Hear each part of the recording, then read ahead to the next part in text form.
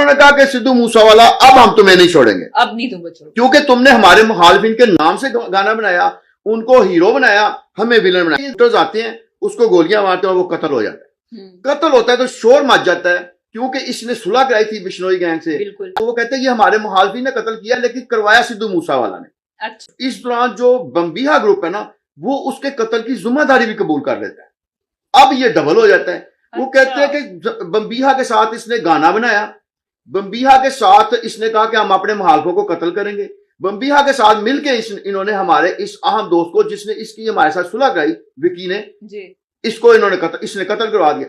अब तो वो कंप्लीट इसके खिलाफ हो गए। जब बम्बीहा ग्रुप के साथ सिद्धू मूसावाला ने तल्लुकात बनाए, तो इसका ये जो मैनेजर था ना, शगनप्रीत सिंह, ये इसी ने उसका राब्ता करवाया बम्बीहा से। अच्छा, जब ये कत्ल हुआ ना विकी का, तो उस दौरान भी पता चला कि ये जो शगनप्रीत सिंह जो इसका मैनेजर है, इसी की इन्वॉल्वमेंट है इस कत्ल में। और ये आम पब्लिक नहीं कह रही, ये पुलिस की इन्वेस्टिगेशन में सामने आया कि हुकूमत ने इसको बुलेट प्रूफ गाड़ी दी हुई थी। अच्छा, हुकूमत की तरफ से इसको गार्ड्स मिले हुए थे। बिल्कुल। जिस रोज इसका कत्ल होता है, उस दिन ये अपनी SUV जो गाड़ी है उस पे अकेला था, यानी गार्ड नहीं थे, बुलेट प्रूफ गाड़ी नहीं थी। दूसरे नंबर भी अपने कजन और अपने दोस्त के साथ जा रहा था। अब उन्होंने जब गाड़ी इसके साथ लगाई, तो उन्होंने इसको हिट करते हुए दीवार के साथ ये टकराता है। उसके बाद इतनी फायरिंग हुई है कि इसको 30 गोलियां लगी। अच्छा, 30 गोलियां लगने के बावजूद इसके जो साथी हैं वो मामूली जख्मी हुए, वो दोनों बच गए। अच्छा, हाँ जी। इसका मतलब कि टारगेटेड कत्ल किया गया, सिर्फ इसको ही कत्ल करने आए थे, तो इसको कत्ल करके वो वहां से फरार होने में कामयाब हो गए। लेकिन ये जो मुल्ज़म ने, अब गोल्डी बरार ने तस्लीम किया ना, हाँ। पुलिस अपनी तरफ से बड़ी क्लियर हो चुकी है कि हमने 2 मरकजी मुल्ज़मों को पुलिस मुकाबले में मार दिया और 30 मुल्ज़म गिरफ्तार किए हैं। जबकि बुनियादी तौर पे असल मुल्ज़म है गोल्डी, उसने तस्लीम किया कि ये हमने कत्ल करवाया है और ये तो असल कातिल ही नहीं है। Hello everyone, I am your host Tanziha Munir and you are watching me on TV Today podcast. आज हम बात करने वाले सिद्धू मूसेवाला के बारे में, जिनका एक कम्प्लीटली ऑरा था, जिनको बच्चे से लेकर बड़े तक सुनते हैं और अभी तक उनके गाने और रेपिटेटिवली लोग सुन रहे हैं, बिकॉज लोगों को लगता है कि वो उनके म्यूज़िक से इंस्पायरेशन लेते हैं और उनके सॉन्ग्स को अपनी ज़िंदगी से रिलेट कर सकते हैं। तो अभी भी लोग जो उनके फ़ैन फॉलोअर्स हैं एंड कम्प्लीटली जो भी लोग उनको फॉलो करते हैं या जो उनको पसंद करते हैं बहुत ज़्यादा, उनके बेतहाशा सवालात हैं कि किस तरह उनको मर्डर किया गया and how he got murdered और किसने किया। 3 साल हो गए इस केस को, लेकिन अभी भी ये अनसॉल्व मिस्ट्री था और लोग अभी भी क्यूरियस थे कि आखिर ये केस किस तरह हुआ और क्या था आखिर माजरा। लेकिन फाइनली ये मिस्ट्री सॉल्व हो गई है। ये जो लोगों के दिमाग में एक मिस्ट्री चल रही थी, मिस्टीरियस चीज़ थी, ये ख़त्म हो गई है। अब फाइनली लोग इस चीज़ के कंक्लूजन पे आ गए हैं कि ये माजरा किस तरह हुआ था। तो आइए जानते हैं senior crime reporter Ejaz Bhatt साहब से। अस्सलाम वालेकुम सर। वालेकुम सलाम सर, कैसे हैं आप? अल्लाह का शुक्र। तो भट्ट साहब वो एक वेल नोन सिंगर था, लोग उसको जानते थे, रिकग्नाइज करते थे उसको, बच्चे सबसे प्यार मिल रहा था बेतहाशा। तो उसको क्या ज़रूरत थी इस तरह के गैंगस्टर्स में इन्वॉल्व होने की, डिफरेंट पार्टीज ज्वाइन करने की, बदमाशों के साथ उठने बैठने की? हाँ जी, ये आपने बिल्कुल सही कहा। क्योंकि देखें, जब ये इसको फेम मिल रही थी, तो ना सिर्फ इंडिया में, कनाडा में, यूरोप में और पूरी दुनिया में इसमें फेम मिल रही थी। तो इस फेम के दौरान इसने क्योंकि कुछ अपने गानों में इस तरह एक्सपोज किया कि जिसमें वो मुख्तलिफ हथियार लेकर चलता है, हथियारों के बारे में लोगों से गुफ्तगू करता है और मुख्तलिफ गैंगस्टर के बारे में भी लोगों से गुफ्तगू करता है। तो आप मुझे ये बताएं कि BBC न्यूज़ में अभी क्या चीज़ें बताई जा रही हैं, क्या बताया जा रहा है? अच्छा, BBC का जो नुमाइंदा पीछे 1 साल से लगा हुआ था, तो उसने कहा कि मैं इस हवाले से जो गोल्डी बरार है ना, असल में मरकजी मुल्ज़म, उससे बातचीत करना की कोशिश कर रहा था। फिर आखिरकार वो कामयाब हुआ, लेकिन उसने वॉइस नोट्स के जरिए उनसे जवाब दिया। उसमें जो सूरत हाल बताई गई ना, उसमें यह है कि गोल्डी बरार ने कहा कि ये कत्ल जो लांस बिश्नोई इनका गैंग है ना, उसी ने किया है। एक तो ये चीज क्लियर हो गई कि ये किसने किया था, वो गैंग का उसने बता दिया। दूसरा, उसने बताया कि ये कैसे किया गया था। तो बिश्नोई ग्रुप है, उसने बिश्नोई जो है वो बुनियादी तौर पे जेल में था, जेल से उसने इसकी मनसूबाबंदी की। इसने ऑर्डर किया, वहां कनाडा में मौजूद था ये गोल्डी जो है। तो गोल्डी ने फिर एग्जीक्यूट करने के लिए जो मकामी यहाँ के शूटर थे उनको अहकाम दिए। वो शूटर 2 गाड़ियों पे आए और इसको फायरिंग की गई और 30 से ज्यादा इसको गोलियां लगी। इसका साथ इसके एक दोस्त भी था और एक इसका कजन था। वो दोनों जख्मी हुए, लेकिन क्योंकि वो इसको कत्ल करने आए थे तो उन्होंने इसको ही कत्ल किया। और इस कत्ल के बाद अब ये 3 साल के बाद ऐसा हुआ है कि बीबीसी को उन्होंने बताया है कि ये कत्ल जो है ये गोल्डी बरार ने खुद यानी एग्जीक्यूट करवाया। और अब ये मामला जो है ना हल पहली दफा होता हुआ नजर आ रहा है, क्योंकि पुलिस इससे पहले दूसरे मुलजमों को पकड़ती रही, जिसकी वजह से ये असल मामला सामने नहीं आया। अब क्योंकि मरकजी मुलजम ने खुद इसका जो है ना तस्लीम किया कि हमने कत्ल करवाया। सर आप मुझे ये बताएं कि एक वेल नोन सिंगर था, लोग इसको बड़े अच्छे से जानते थे, मतलब अभी भी आप देख सकते हैं कि बच्चे भी इसको इतना फॉलो करते हैं, तो इसको आखिर क्या चुल चढ़ी हुई थी, अगर मैं अपने लफ्ज में कहूँ तो इसको ऐसी क्या प्रॉब्लम थी, इसे ऐसा क्या मसला था कि इसने गैंगस्टर वाली फील्ड को चूज किया, गैंगस्टरों को दोस्त क्यों इसने बनाया है? अच्छा, बुनियादी तौर पे देखिए ये अपने वालिदैन का इकलौता बेटा था। अच्छा। तकरीबन 2016 तक इसने ग्रेजुएशन कर ली, तो ये इसको एक मौका मिला कनाडा जाने का कि इंजीनियरिंग का डिप्लोमा करने के लिए। ये वहां गया तो इस दौरान इसको बड़े ग्रुपों के साथ काम करने का मौका मिला। फिर जब इसने अपना ये गाना शुरू किया ना तो इसके गाने हिट होना शुरू हुए। तो 2018 में ये पहली दफा हिट हुआ है और 2018 से देखकर आप देखें कि 2021 तक इसकी फेम जो है ना वो पूरी दुनिया में फैल चुकी थी 5 साल के अंदर। अच्छा, ये जो इसको मशहूरी तो मिल गई थी, लेकिन इसका थोड़ा सा टेम्परामेंट अजीब सा था, यानी ये हर वक्त असला जो है उसमें रहना अपने आप को पसंद करता था, असले वालों के साथ रहना पसंद करता था, गैंगस्टर के साथ रहना पसंद करता था। और मैं आपको यही बताता चलूं कि इसकी बहुत सारी जो सियासतदानों से दोस्ती हो गई थी और 2021 में इसने कांग्रेस पार्टी में शिरकत कर ली। कांग्रेस पार्टी की तरफ से ये सूबाई असेंबली का इलेक्शन भी लड़ा इसने, लेकिन वो इलेक्शन ये आम आदमी पार्टी के जो कैंडिडेट्स हैं उनसे हार गया था। लेकिन इसकी यानी इसने सियासत में भी आ गया, अब बड़े बड़े सियासतदानों से भी ताल्लुक था, लेकिन इसका जो अपना टेम्परामेंट था ना वही था वो जो हथियारों वालों के साथ, गैंगस्टर के साथ ताल्लुकात बनाना। क्योंकि उस वक्त पंजाब में एक ऐसा ट्रेंड था कि वो उसमें जो जिनका बड़े गैंगस्टर के साथ ताल्लुकात होते थे तो वो उनको नौजवान पसंद करते थे। तो इसने क्या किया कि एक बहुत बड़ा गैंग था बिश्नोई का, वो इस वक्त भी तिहाड़ जेल में बंद है। इंडिया की सबसे हाई जो है ना सिक्योरिटी जेल कहा जाता है उसको। अच्छा। उसमें बंद है, लेकिन वो जेल के अंदर से ही अपना जो गैंग चलाता था। उसके गैंग में 700 से ज्यादा जो है ना गैंगस्टर मौजूद है, यानी गुंडे। उनमें किस किस तरह के डकैती, राहजनी, चोरी, अगवा, बत्ता लेने वाले मुलजम, हर तरह के उनके। अच्छा, ये गैंग पहले फैला हुआ था, ये क्या ना तिहाड़ जेल से उसकी करता था सगना था। इसके नीचे जो सेकंड नंबर था वो यही था गोल्डी बरार। अच्छा। वो कनाडा चला गया क्योंकि उसने देखा कि जब हमारा बॉस पकड़ा गया तो मुझे पुलिस पकड़ लेगी।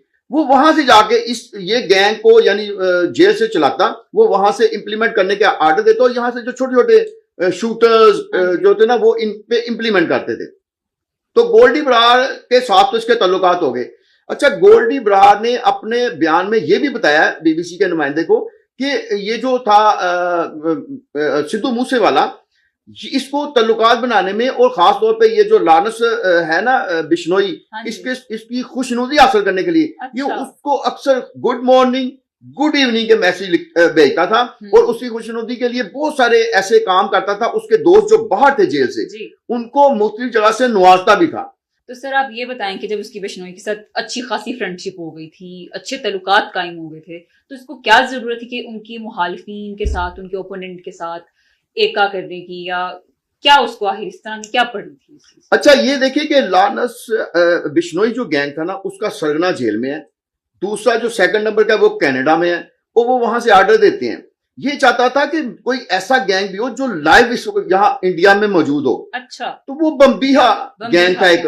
अच्छा, वो जो बम्बीहा ग्रुप है ना उसके साथ भी इसने ताल्लुकात बनाने शुरू कर दिए और ये ताल्लुकात इतने डेवलप करता गया कि जो बिश्नोई गैंग था ना उसको शक पड़ गया कि इसके ज्यादा करीबी ताल्लुकात है बम्बीहा ग्रुप से ऐसे। और बम्बीहा ग्रुप को शक पड़ गया कि इसके ज्यादा ताल्लुकात है बिश्नोई ग्रुप से। अच्छा। तो ये एक किस्म का इसके जैसे गाने हिट होते जा रहे हैं, मशहूरी भी है और ये दोनों ग्रुपों के दरमियान में आकर अच्छा ये बड़ा खुश होता था क्योंकि ये अब गाने इस तरह के हिट हो रहे हैं इसके जिसमें जैसे संजू बाबा जी उसके हवाले से गाना लिखा। बिल्कुल। और फिर इसके 2 गाने ऐसे मशहूर हुए जिसमें ये खुद असला पकड़ के चला रहा है। अच्छा, उसकी वजह से इसके खिलाफ 2 मुकदमा भी दर्ज हो गए। अच्छा। जो पुलिस ने इसके हवाले से किए। अच्छा, उनकी वजह से इसको मजीद फेम मिली क्योंकि इसके साथ जब मुकदमात हुए, लेकिन क्योंकि ये मशहूर था इस वजह से इसको गिरफ्तार करना, उसका सजा दिलाना तो मुमकिन नहीं था, लेकिन मुकदमा दर्ज हो गए।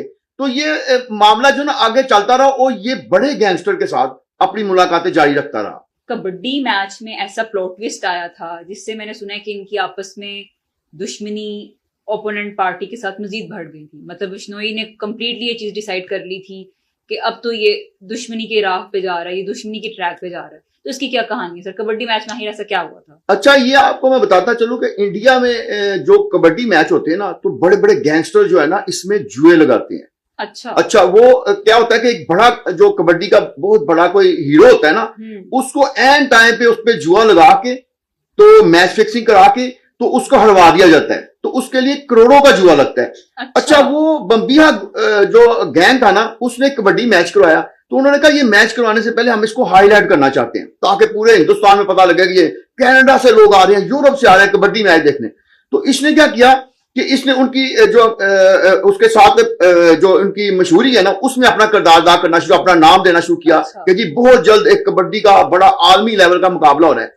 अच्छा, ये जब इसने उसको उनको उनकी एडवर्टीजमेंट में उनका साथ देना शुरू किया ना, तो ये जो पीछे लानस बिश्नोई ग्रोह था ना, उन्होंने देखा कि ये तो हमारे मुखालफों की पूरी तरह ये बहक कर रहे हैं, तल्लुकात बढ़ गए। अच्छा, इनके फिर फोन भी जाते थे, इनके तो फोन गया कि तुम बाज आ जाओ, ये वाले मामला को रोक लो। अच्छा। क्योंकि इस तरह, लेकिन ये बाज नहीं आया। ये कबड्डी के मैच के एंड तक वो टूर्नामेंट के ना उनके साथ पूरी तरह जमा रहा। और जब ये जमा रहा तो इस दौरान क्या हुआ कि इसका वो जो एक अहम दोस्त था वो बीच में मुलव्वस हो गया।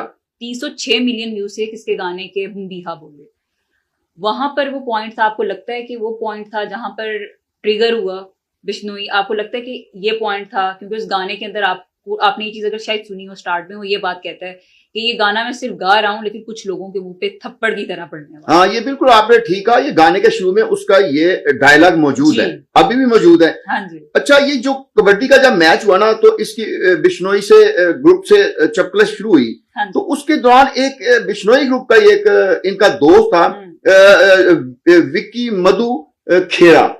अच्छा, इस दोस्त ने क्या कहा कि इसने कहा कि नहीं, सिद्धू मूसेवाला जो है ना आपका मुखालिफ नहीं हुआ। तो अच्छा। क्योंकि उसकी बिश्नोई के साथ दोस्ती थी, तो उसने बिश्नोई को भी जेल में फोन किया और कहा कि ये आपका सिद्धू मूसेवाला आपका मुखालिफ नहीं हुआ। अच्छा। तो सिद्धू मूसेवाला को भी मनाया, तो फिर दोनों की बातचीत कराई। इस बातचीत कराने के बाद जो लानस बिश्नोई है ना, जो सरगना था अपने गैंग का, उसका और सिद्धू मूसेवाला की दोबारा से सुलह हो गई। अच्छा, सुलह हुई। अच्छा, सुलह हुई तो ये दोनों दोबारा से क्या नाम है आपस में मिलना जुलना शुरू हो गए। लेकिन इस दौरान एक बड़ा इवेंट हुआ कि सिद्धू मूसेवाला ने एक ऐसा गाना जिसका आपने अभी जिक्र किया है, हाँ, उसने जब बम्बीहा बोले जब गाया ना, तो उसमें जो प्रोडक्शन इसने पेश की ना, उसमें बिश्नोई ग्रोह को ये लगा कि इसमें जो इसके साथी यानी सिद्धू मूसेवाले के गाने के वाले से जो साथी कत्ल गाद कर रहे हैं वो बिश्नोई गैंग के जो साथियों हैं उनको कत्ल कर रहे हैं। अच्छा, क्योंकि उसमें उन्होंने एक ग्रुप को मास्क लगा दिया, थीम ऐसा दिया और एक ग्रुप को ओपन कर दिया। जो मास्क वाले थे ना उसके वाले से उनको ये पैदा हो गया। वो फिर उन्होंने कहा कि सिद्धू मूसेवाला अब हम तुम्हें नहीं छोड़ेंगे, अब नहीं तुम बचोगे, क्योंकि तुमने हमारे मुखालिफिन के नाम से गाना बनाया, उनको हीरो बनाया, हमें विलन बनाया। असल में बुनियादी तौर पे इसमें ये वाला वाकया इन्वॉल्व हुआ। सर, आप ये बताएं कि जब विकी ने इतना पॉजिटिव इम्पैक्ट छोड़ा था इस पूरे सिनेरियो के अंदर, तो फिर उसको क्यों कत्ल करवाया गया? और ये भी कहा जाता है कि सिद्धू मूसेवाले के मैनेजर ने कत्ल किया उसको। अच्छा, ये देखिए, ये गैंगस्टर की जो लड़ाई होती है ना, इसमें बहुत सारे फैक्टर्स होते हैं। अच्छा। जाहिरी तौर पे कत्ल कोई कर रहा होता है, लेकिन पीछे करवाने वाला कोई होता है, पैसे किसी ने दिए होते हैं, शूटर्स किसी ने भेजे होते हैं। अब ये जो इसका दोस्त है ना, यही विकी, ये मोहाली के पार्किंग स्टैंड में मौजूद था। अगस्त 2021 का वाकया है कि शूटर्स आते हैं, उसको गोलियां मारते हैं और वो कत्ल हो जाता है। कत्ल होता है तो शोर मच जाता है, क्योंकि इसने सुलह कराई थी बिश्नोई गैंग से। तो बिश्नोई गैंग को ये पता चलता है जब, तो वो कहते हैं कि हमारे मुखालिफिन ने कत्ल किया, लेकिन करवाया सिद्धू मूसेवाला ने। अच्छा, वो जब ये मामला होता है तो इस दौरान जो बम्बीहा ग्रुप है ना, वो उसके कत्ल की जिम्मेदारी भी कबूल कर लेता है। अब ये डबल हो जाता है। वो कहते हैं कि बम्बीहा के साथ इसने गाना बनाया, बम्बीहा के साथ इसने कहा कि हम अपने महालकों को कत्ल करेंगे।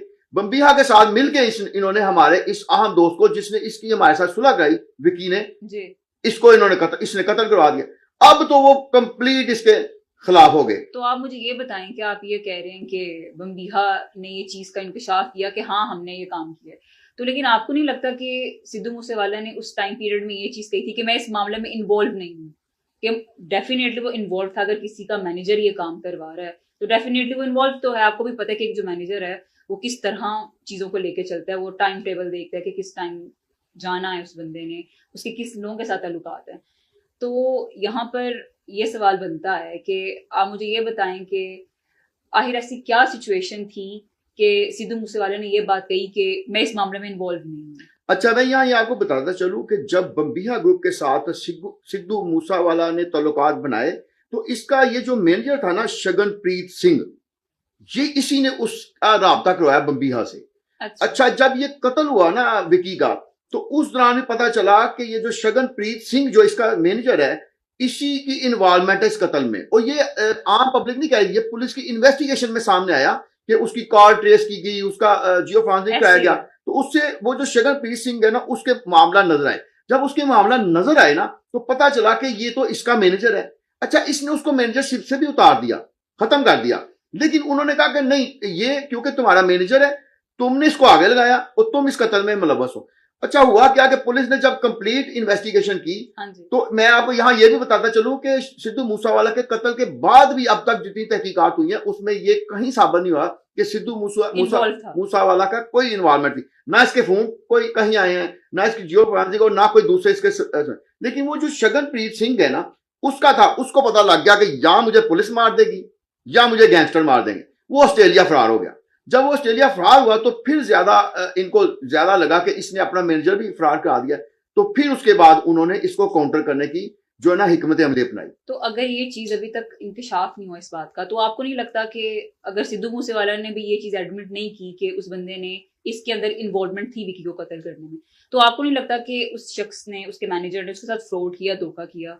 नहीं, ये मुमकिन है, क्योंकि वो जो उसका मैनेजर है ना शगनप्रीत सिंह, उसकी इन्वॉल्वमेंट तो नजर आती है, लेकिन इसकी नहीं नजर आती, क्योंकि ये इस तरह का बंदा नहीं था। इसको असला चलाने का, असला वालों के साथ बैठने का, बड़े बड़े गैंगस्टर के साथ बैठने का, ताल्लुकात बनाने का तो था, लेकिन कत्लो गारत का इसका नहीं था शौक। यानी इसके बारे में अभी तक नहीं साबित हुआ कि किसी जगह पे भी ये किसी कत्लो गारत में शामिल रहा है। अच्छा, लेकिन इसके पीछे कोई डेवलपमेंट है ऐसी जिसका हमें जिक्र करना जरूरी है। मिसाल के तौर पे हुकूमत ने इसको बुलेट प्रूफ गाड़ी दी हुई थी। अच्छा, हुकूमत की तरफ से इसको गार्ड्स मिले हुए थे। बिल्कुल। जिस रोज इसका कत्ल होता है उस दिन ये अपनी SUV जो गाड़ी है उस पे अकेला था, यानी गार्ड नहीं थे, बुलेट प्रूफ गाड़ी नहीं थी।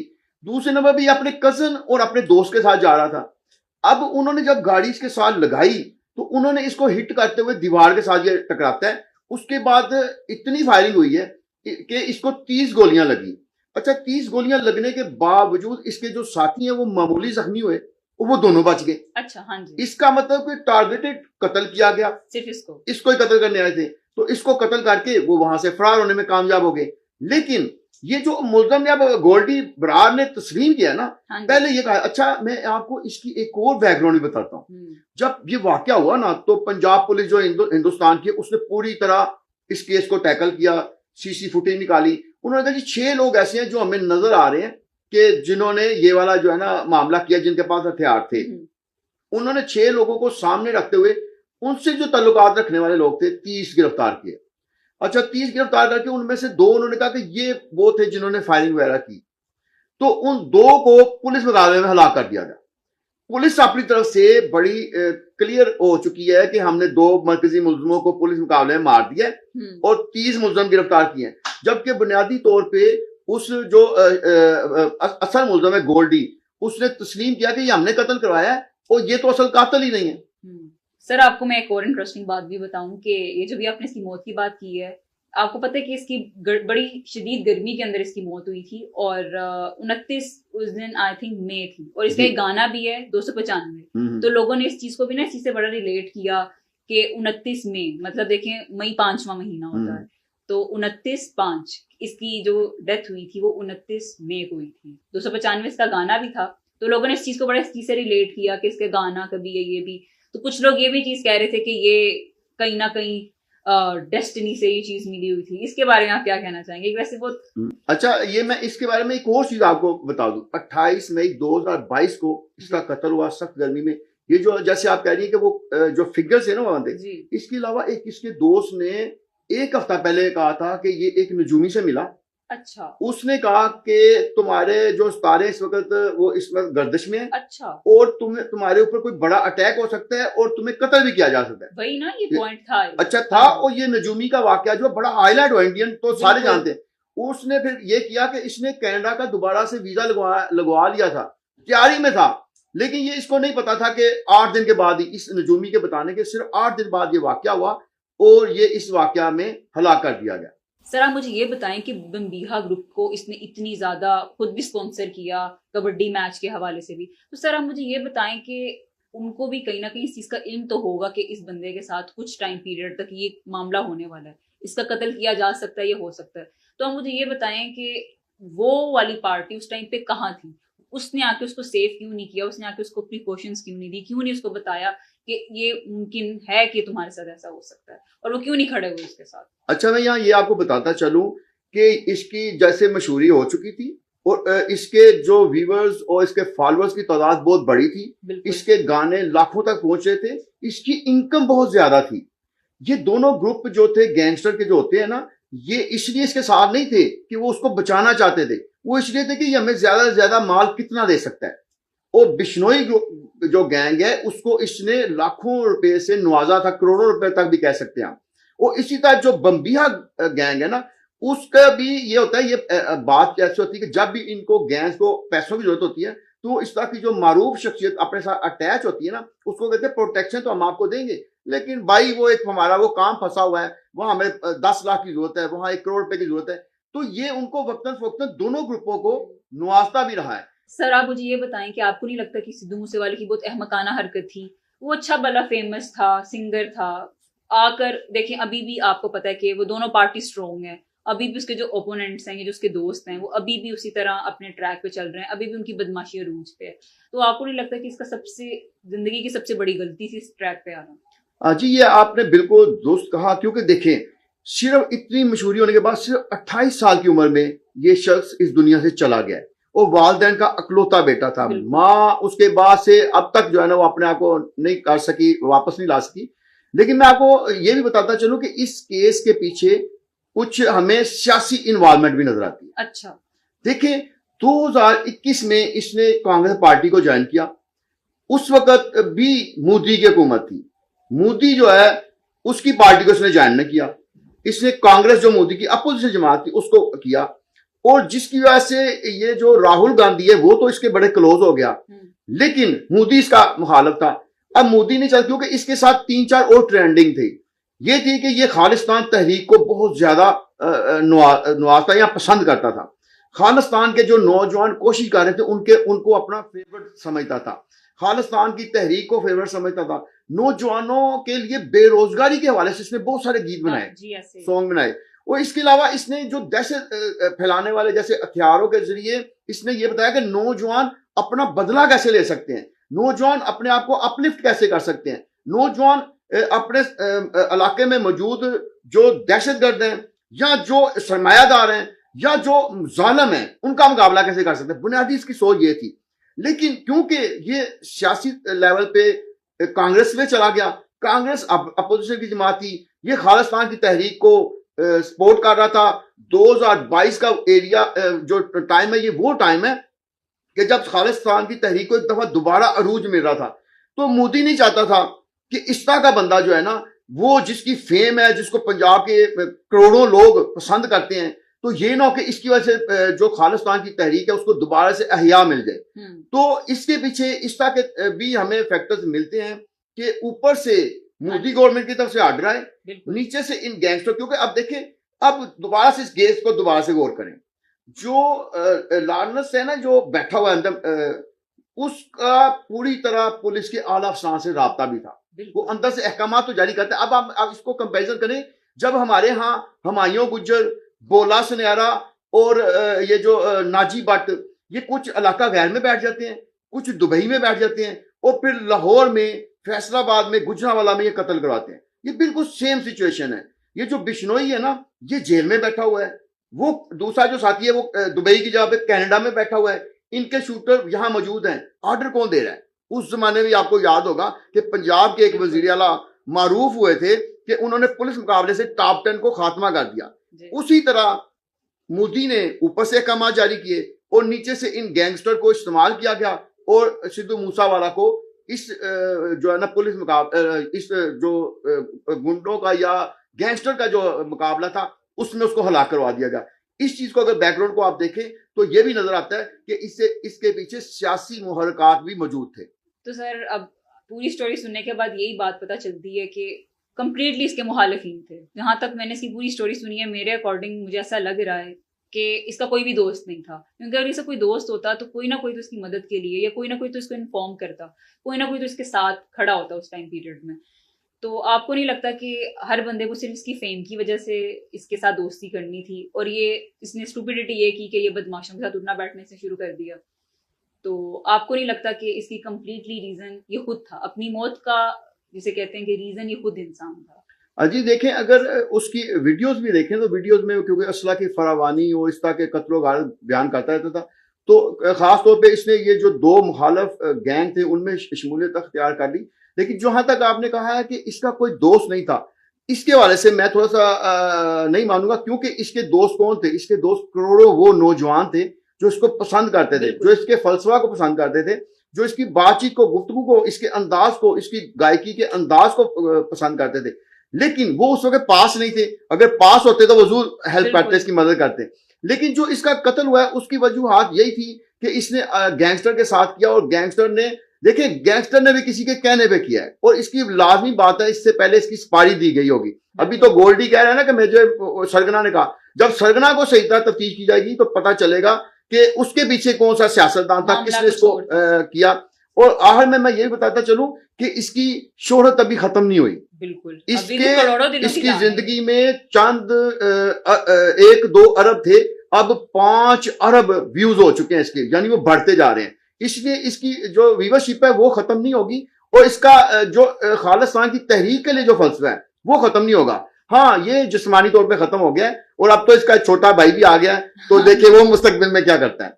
तो ये सारी स्टोरी थी सिद्धू मूसेवाला के कत्ल की। जो लोग बहुत ज़्यादा इस चीज़ को लेकर क्यूरियस थे कि ये किस तरह मर्डर केस हुआ एंड लोग अभी क्या इस चीज़ के बारे में कह रहे हैं, तो मैं उम्मीद करती हूँ आपको आपके सारे सवालात के जवाब मिल चुके होंगे इस वीडियो से। तो इसी के साथ मुझे दें इजाज़त। अल्लाह हाफ़िज़।